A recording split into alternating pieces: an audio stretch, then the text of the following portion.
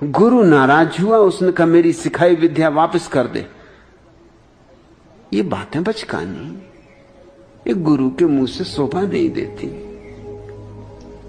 गुरु पहली तो बात कुछ सिखाता ही कहां है। गुरु तो तुम जो सीखे हो उसको मिटाता है।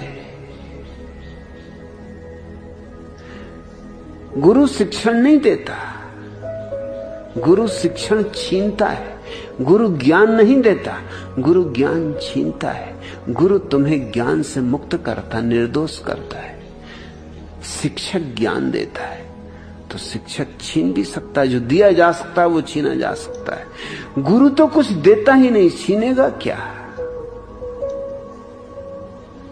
गुरु तो साफ करता है, कूड़े करकट से तुम्हें मुक्त करता है।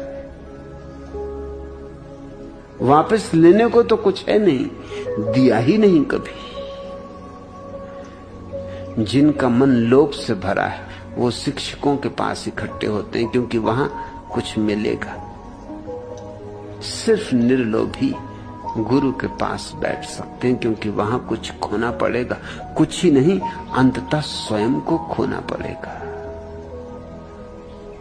वहां शून्य होना पड़ेगा। जो शून्य हुआ वही शिष्य। गुरु के पास से तुम रोज रोज और खाली होकर लौटते हो।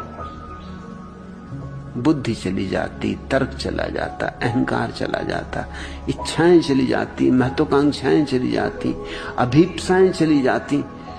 संसार ही नहीं जाता, मोक्ष, निर्वाण, समाधि सब चला जाता है। कुछ बचता ही नहीं। गुरु कुछ छोड़ता ही नहीं, उठाता है तलवार और काटता चला जाता है। जब तुम्हारे भीतर सन्नाटा हो जाता है, न कोई शोर, न कोई आवाज,